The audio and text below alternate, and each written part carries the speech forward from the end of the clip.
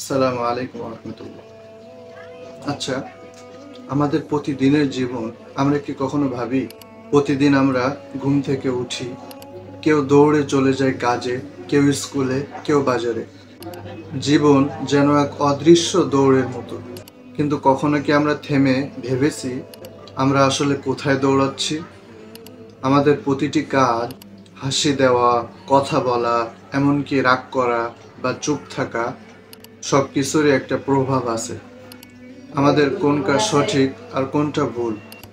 কিন্তু প্রশ্ন হলো, আমরা কি কখনো নিজের কাজের দিকে একটু তাকিয়ে দেখেছি?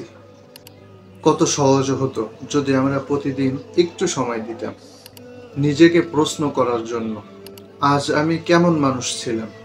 আমার কাজগুলোতে কি ভালোবাসা ছিল? আমি কি কাউকে কষ্ট দিয়েছি? এই প্রশ্নগুলো ছোট মনে হতে পারে, কিন্তু এগুলো আমাদের জীবনকে আরো সুন্দর করে তুলতে পারে। জীবন মানে নিখুঁত হওয়া না, জীবন মানে নিজেকে বুঝে ঠিক পথে ফিরতে শেখা। ভুল হবেই, কিন্তু ভুল থেকে শিক্ষা নেওয়াই প্রকৃত বুদ্ধিমানের কাজ।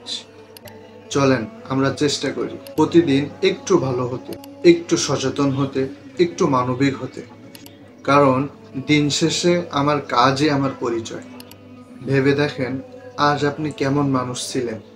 চিন্তা করেন, জীবন বদলাবে ইনশাআল্লাহ।